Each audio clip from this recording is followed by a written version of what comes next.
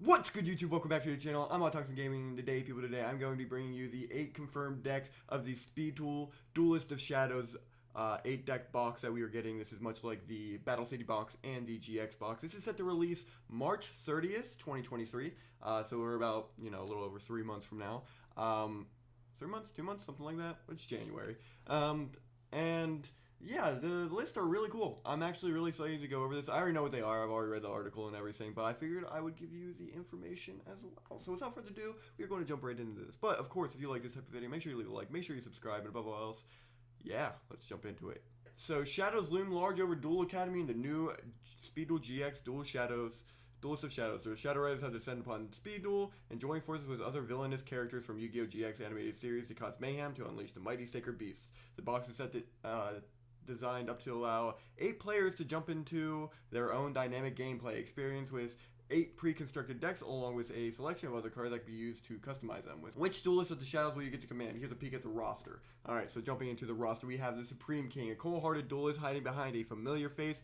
As the Supreme King dominates his foes with his Evil Hero deck, this deck uses the power of Dark Fusion to fusion summon instead of its standard polymerization. Alright, so Evil Heroes has potential. Evil Heroes is a crazy card. We've known this deck was coming because of the we've had the picture of this for the longest time now, and yeah, it is going to be a really interesting deck to see if it becomes competitively viable. Now, if it's normal monster support again, this deck is not good.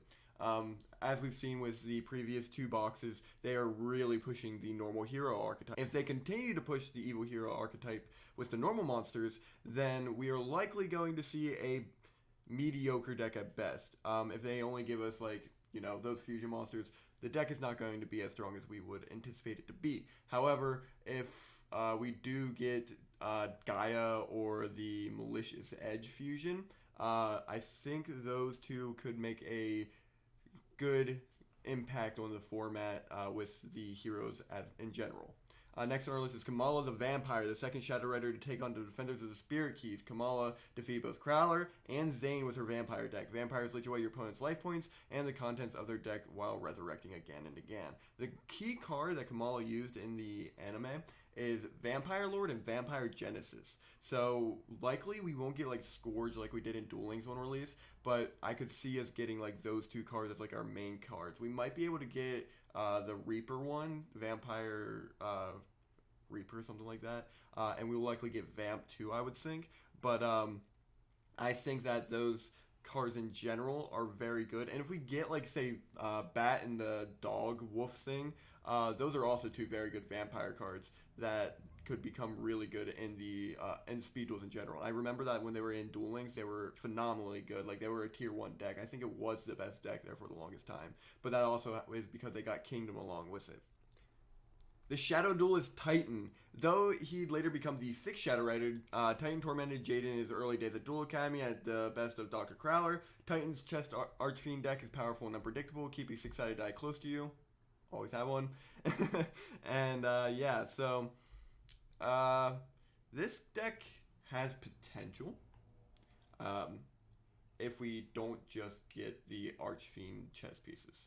So I don't really think that deck is going to be very good. They all have the same type of ability where if they're targeted by a card effect, you roll a dice and you roll a specific number, you negate and destroy the card that targets it. I think it's Spell, but I could be wrong on that too. I don't think that's really good outside of Book of Moon. And I think that the deck, again, has potential if we get the Archfiend cards that actually matter for them. But outside of that, I don't see this deck doing too much in the format. Tanya, the Amazon Warrior, is the 3rd Shadow Rider to attack Duel Academy. She quickly dispatched Bastion with her Amazoness deck. The Amazon strategy focused on all-out attacks, crashing over the opponents with waves of monsters. No monster can withstand their relentless pursuit forever. If we get Onslaught, this is the best deck in the format. There's no doubt about it. Onslaught will completely destroy the format if it's released. The reason why is because of Amazon's Village.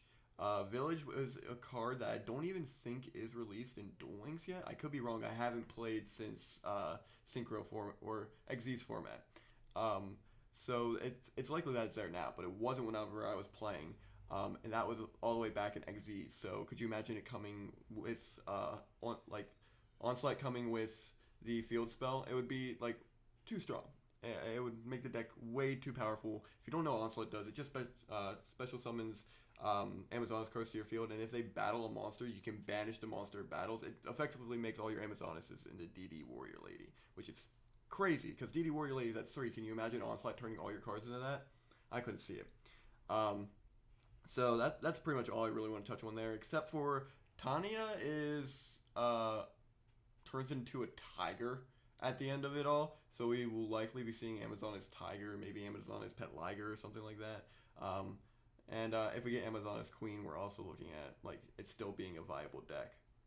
Omniel the Alchemist and the final Shadow Rider banish your cards from your duel to enhance attack powers of your boss monster, Golden Homunculus. So they're really pushing Golden Homunculus because it was like one of the big cards you used in the duel, but the other big card you use is Macro Cosmos. Like, if we get Macro as a floodgate in this format, that could be a problematic card for speed duels. I was optimistic about possibly getting a floodgate like that in speed duels, but with the way speed duels is moving as of right now, I think floodgates would be very unhealthy for the game, especially with Cosmic Cyclone being at 3 on the ban list. It is just too strong of a card. We could also look at cards that banish cards. Like another card that we could possibly get would be like Chaos Sorcerer. That'd be a really interesting one. You banish light into dark from your graveyard, special summon it, target face-up card your opponent controls to banish it. Face-up monster your opponent controls to banish it. That card is crazy, and Omniel would be the one character that I think that card could release with. Nightshroud, the malevolent force possessing Atticus Rhodes. The attack from the dragon deck are unrelenting, especially once Red Eyes Darkness Dragon takes the stage. This makes me believe that the Red Eyes Darkness Dragon is going to probably get an additional skill. I mean, it makes sense. Because it doesn't do anything when it's summoned. It's like really, really bad. You just gain attack points for every dragon in your graveyard, and if they don't Nightmare Sonic Blast this guy, it's not going to be playable. The other cards that we can look at possibly is coming to the format for this guy, in my opinion, would be like Red Eyes Archfiend or something like that, because it's the fusion Archfiend guy that just takes a Red Eyes and an Archfiend monster you control. I think that could be really interesting for the format. Red Eyes Slash Dragon. Red Eyes Fusion is also a possibility, but with Blazeman being in the format, we might not even get Fusion. It's very, very strong, like another meta-defining card from Duel Links. It really depends on what Red Eye support we get. If we get Insight, the deck is playable. Alright, no doubt about it. Insight deck is playable. If we get Baby Dragon, which I think is the most fair Red Eyes monster outside of like Red Eyes Black Chick or whatever it's called now, Red Dragon Chick. But I think that this deck in particular is only going to be good if we get like meta defining, if we get like the fusions and possibly the Red Eyes Fusion itself. But we'll have to wait and see. Adrian Gecko, a duelist from East Academy who plotted to claim the power of Yubel for himself. His Cloudian deck obscures the field with its fog counters. Outside of the vampires and the Amazonas, I think this deck has the most potential. Like, if this box releases without skills, this deck is probably the best deck. None of these monsters can be short of battle. Cloudians are crazy for that. They're like an OTK-ish strategy. They're like insanely powerful. The only downside about them is that when they're switched to defense mode, they destroy themselves, which is going to make Zero Gravity into like a staple on release of this set. Zero Gravity and Windstorm of Ataqua. Both of those cards are like crazy strong against this deck, so we'll likely be seeing a staple come out of those two. Kagimura, the true mastermind behind the Shadow Riders, claim the power of the Sacred Beast for your own and demolish your rivals. If he gets his own deck, that's awesome. If he gets his own deck, that's crazy. As long as we get all the support that came in this structure deck. If we don't get any of that support, this deck sucks. Like, there is no getting past that.